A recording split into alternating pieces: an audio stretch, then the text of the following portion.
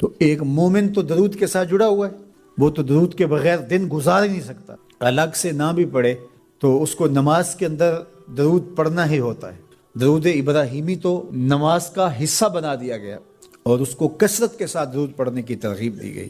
تو درود ایک ایسا وظیفہ ہے کہ جو اپنی زندگی میں جتنا زیادہ شامل کر سکتے ہو اتنا زیادہ شامل کر لو۔ ویسے بھی درود پڑھنے سے بچوں میں تقدس پیدا ہوتا ہے، بچے پاک دامن رہیں، عفت مآب رہیں، ان کی طبع میں تقدس رہے۔ آپ چاہتے ہیں، ہر ماں باپ چاہتا ہے، اور پھر دور موجود کے اندر جو فتنے ہیں تو بہت ضروری ہے کہ ہماری اولادیں تقدس مآب رہیں، تو ان کو درود کی ترغیب دو، تو اس کا عملی نتیجہ یہی ہوگا کہ ان میں تقدس کا جوہر پیدا ہوگا اور ان کی عصمت کی حفاظت رہے گی۔ اور درود شریف پڑھنے والے بچے اور درود شریف نہ پڑھنے والے بچے دونوں کی عادات میں فرق ہوتا ہے۔ درود پڑھنے والوں کی طبع میں رقت، لطافت، نرمی، محبت، شفقت جیسے جذبات پیدا ہوتے ہیں۔ یہ درود شریف کا عملی نتیجہ ہے۔ بعض لوگوں کو شکایت ہوتی ہے کہ ہمارے بچے بڑے اکھڑ ہیں، بڑے تند مزاج ہیں، بڑے سخت گیر ہیں، تو اس کا علاج کیا ہے؟ تو اس کا علاج یہی ہے کہ ان کو درود کی تسبیح دو۔ درود اکڑ توڑ دیتا ہے، طبیعت کی تندی نکال دیتا ہے، طبائع کی تلخیاں ختم کر دیتا ہے، محمد عربی کے نام کی مٹھاس پیدا کر دیتا ہے۔ حضور کا نام شہد سے میٹھا ہے، دل آویز ہے۔ کھنڈ میں اتنی مٹھاس نہیں ہے، شکر اور گڑ میں اتنی مٹھاس نہیں ہے، شہد میں اتنی مٹھاس نہیں ہے، قند اور نبات میں اتنی مٹھاس نہیں ہے جتنی نام محمد میں رکھی گئی۔ ان کا نام لبوں پر آئے، میٹھا میٹھا منہ ہو جائے، ان کے بول بہاروں جیسے اور اصحاب ستاروں جیسے، ان سا پیارا اور نہ کوئی، ان سے بچھڑ کے لکڑی روئی، جب وہ سیر کو جایا کرتے سر پہ بادل سایا کرتے۔ میرے شہر کے ایک پنجابی شاعر ہیں، انہوں نے تو قلم ہی توڑ دیا نا، تینوں سینے دی میں ٹھنڈ آکھاں، اگر آپ کا ذوق ہو تو، تینوں سینے دی میں ٹھنڈ آکھاں، شہد گلاب تے کھنڈ آکھاں، تینوں نبیاں دا میں لاڑا آکھاں، تیرے ہجر دے وچ میں ہاڑا آکھاں۔ تو ان کا نام ہی میٹھا ہے، دل آویز ہے۔ تو درود غصہ ختم کرتا ہے، طبیعت کی تلخی اور تندی مٹا دیتا ہے، اکھڑ پن ختم کرتا ہے۔ تو آپ اگر چاہیں کہ اولاد اکھڑ ہے تو ان کو کسی طرح درود پہ لے آئیں، درود کی تسبیح ان کے ہاتھ میں دے دیں، تو ان کی طبع میں نفاست بھی آئے گی، ان کی طبع میں لطافت بھی آئے گی، ان کی طبع میں رقت بھی آئے گی، ان کی طبع میں محبت بھی آئے گی، ان کی طبع کے اندر جو ہے وہ لیاقت بھی پیدا ہوگی۔ درود پڑھنے والا بچہ ذہنی استعداد میں درود نہ پڑھنے والے بچے سے بہتر ہوتا ہے۔ یہ بھی آپ تجربہ کر کے دیکھ لیں، دو بچے برابر ذہنی استعداد رکھتے ہوں اور ان میں سے ایک بچہ درود پڑھتا ہو اور ایک درود نہ پڑھتا ہو، تو درود پڑھنے والا بچہ آگے ہوگا۔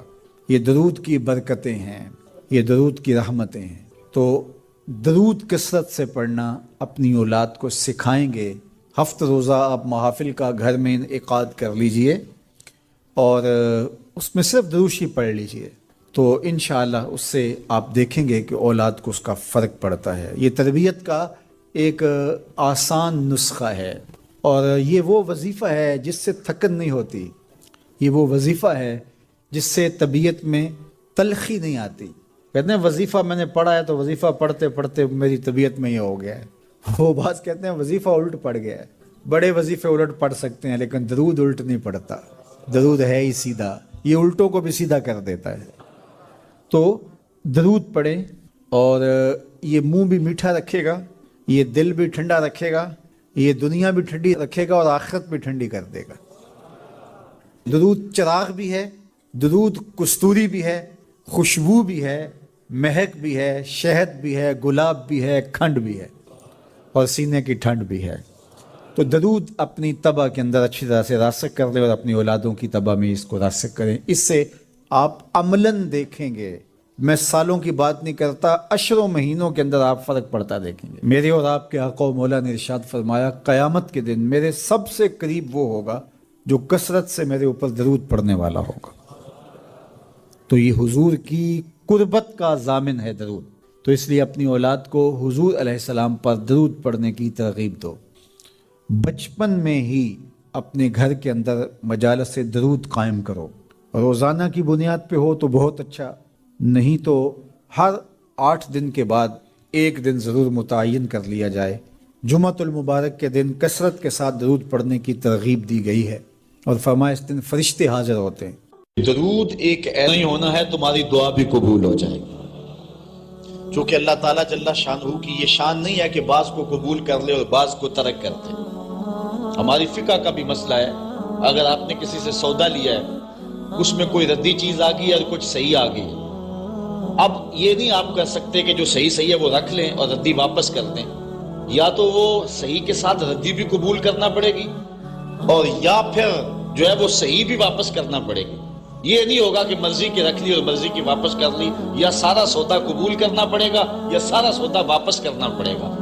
تو اللہ تعالیٰ جل شانہ کے حضور جب درود کے ساتھ دعا مانگی جائے تو پھر اللہ تعالیٰ جل شانہ اس دعا کو چھانٹ کے الگ نہیں کرتا کہ میں نے یہ نہیں قبول کرنی.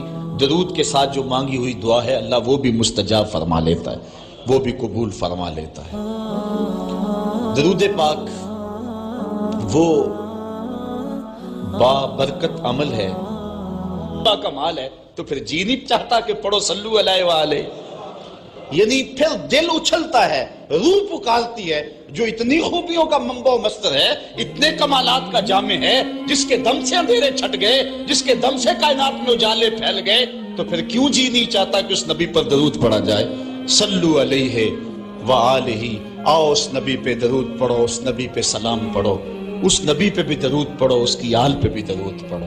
بلغ العلا بکمالہ کشف الدجی بجمالہ حسنت جمیع خصالہ صلو علیہ وآلہ.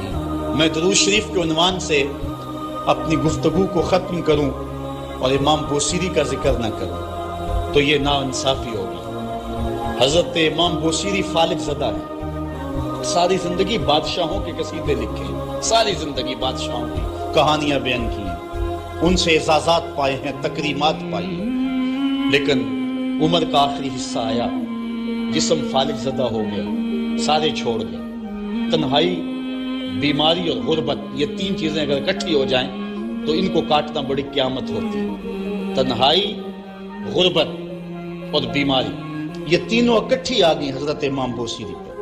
صحت مند کے سارے گھاؤ ہوتے ہیں، بیمار پڑ گئے تو کوئی پوچھتا ہی نہیں. ایک دن خیال آیا، ساری زندگی شہنشاہوں کے قصیدے لکھے، آج اس کا قصیدہ نہ لکھوں جو کائنات کا دولہ ہے.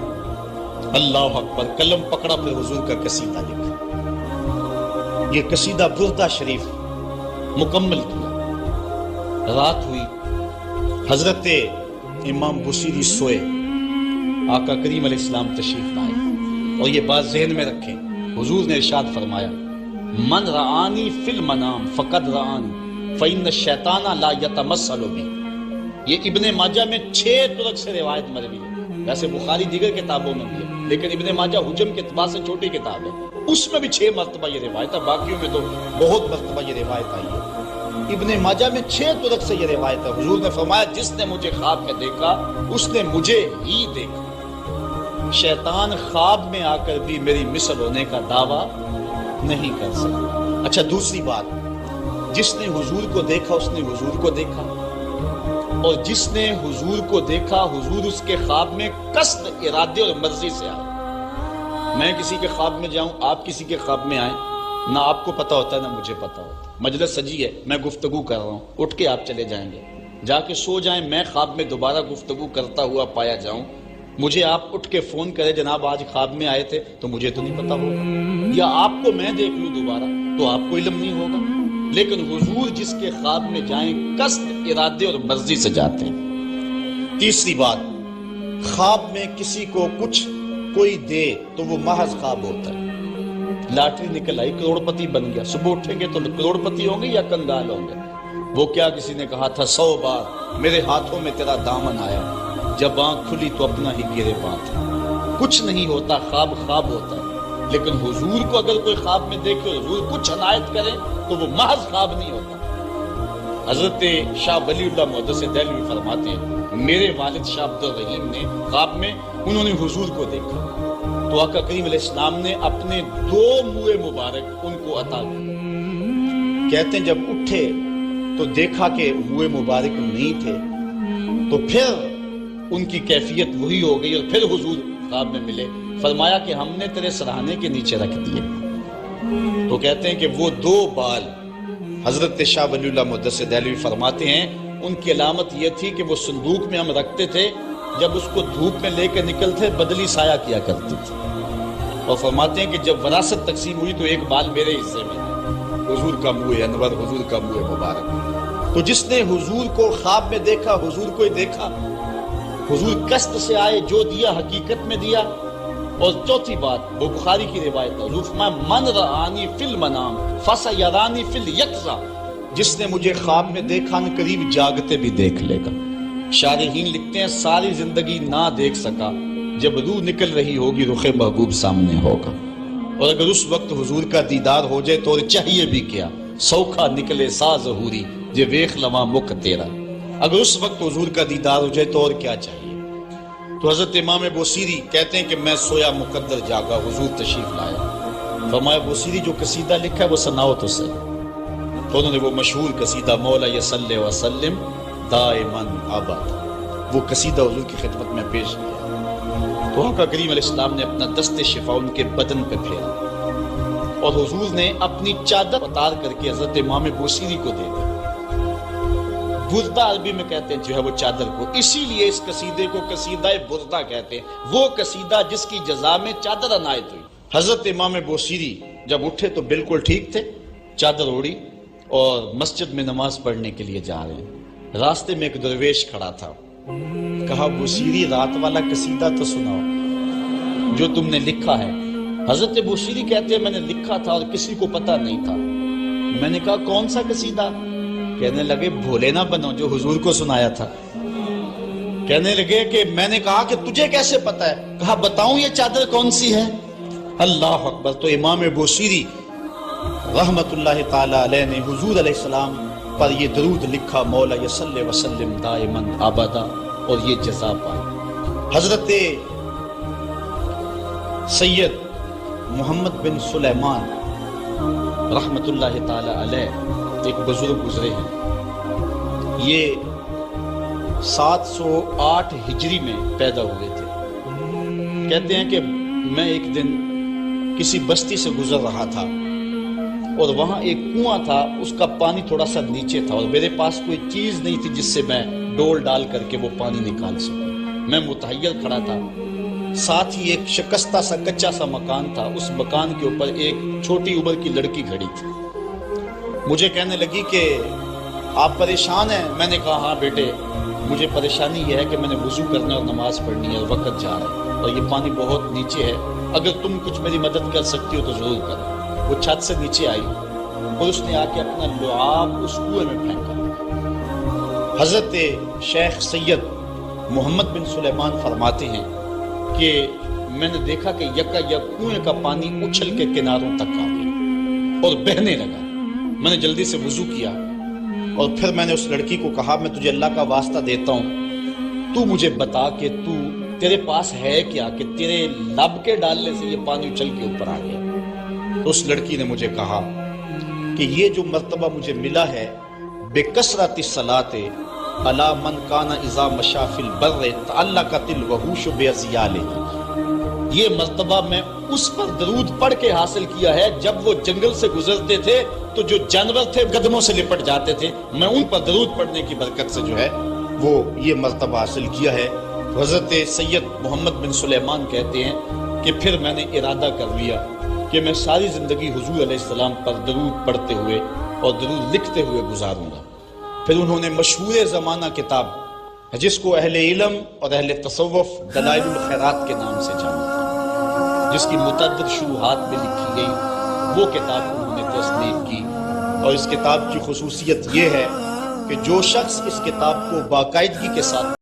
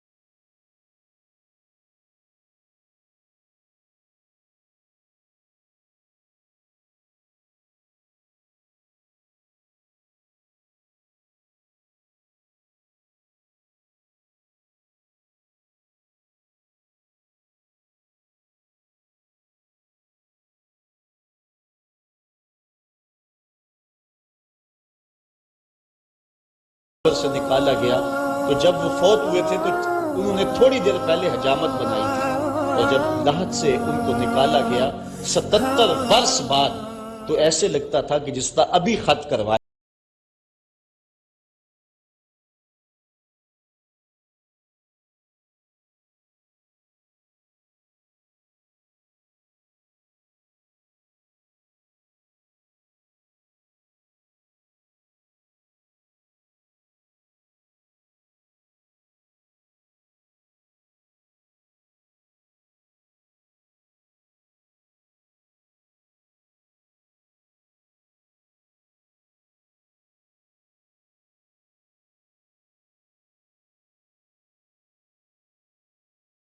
تو اس کو حیات جاوداں مل جاتی ہے، اور صاحب درود نبی کا کمال اور مرتبہ کیا ہوگا۔ تو فرمایا ان اللہ و ملائکتہ یصلون علی النبی یا ایھا الذین آمنوا